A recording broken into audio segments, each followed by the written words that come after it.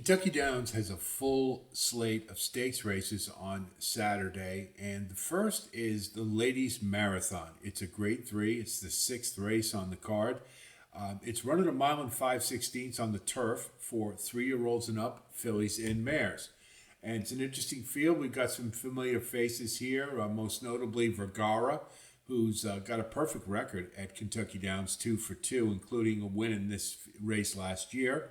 Chop Chop for Brad Cox, who we've seen quite a bit on the graded stakes trail. Nisi Marie as well, closer, who's had some really solid efforts of late. Forever After All. And then we've got a couple of European imports, 3 priests, and most notably Greenfinch for Aidan O'Brien, and who's an interesting participant here. So if we take a look at this field, one of the things that I think is a prevailing trend for the primary contenders is a will to win.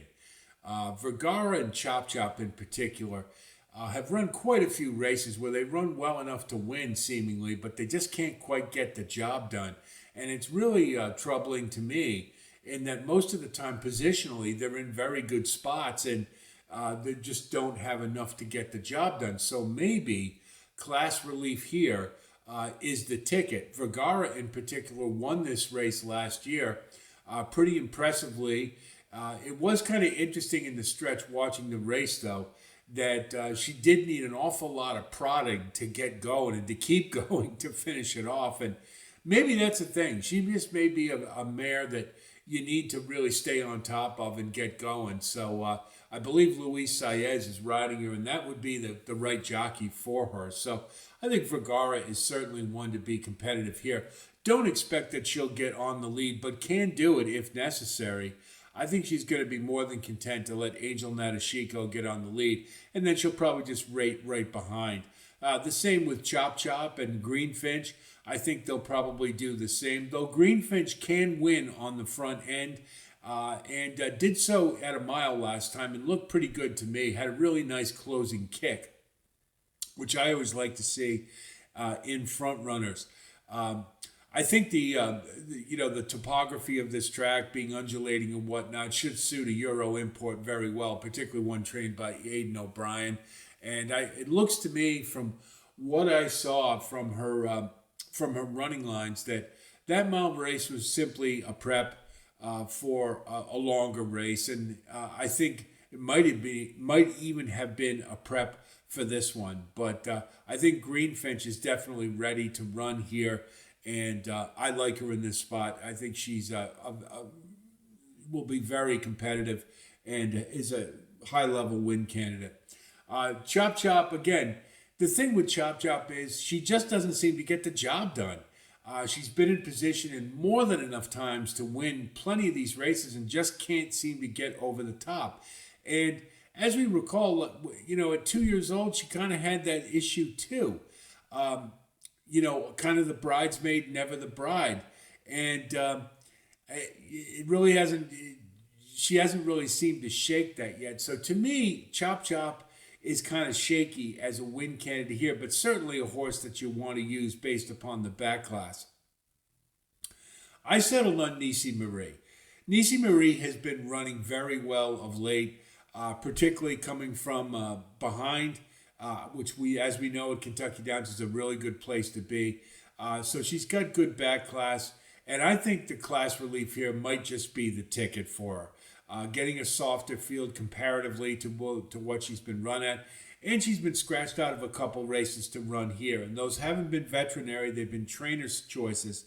So I think that sets her up pretty well. That tells me that this is the most favorable spot for her. And so I like Nisi Marie to win this one. Excuse me.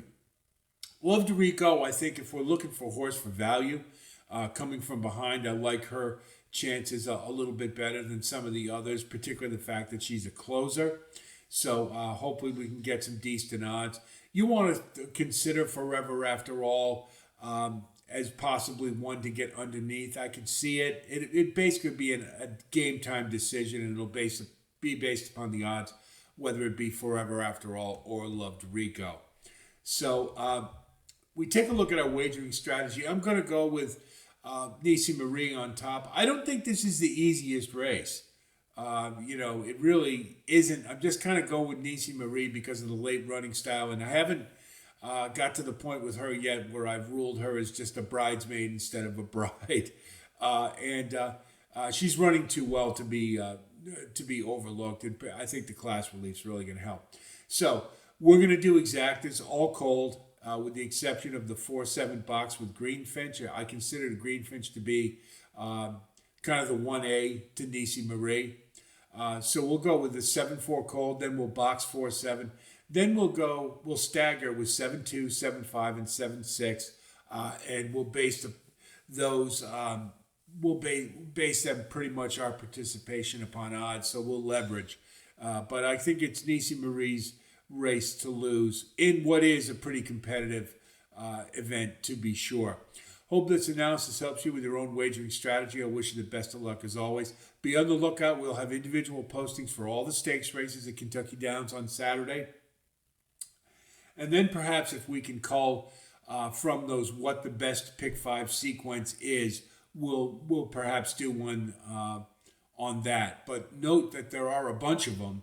I believe it's a rolling pick 5. So you got a lot of options, a lot of ways to go. So my thinking is I'll leave that to you, and I'll just post all the individual stakes, and then you can pick and choose what you'd like to do. But hope it helps nonetheless, and we'll have more content as the week progresses. So I'll talk to you soon, and until then, be well.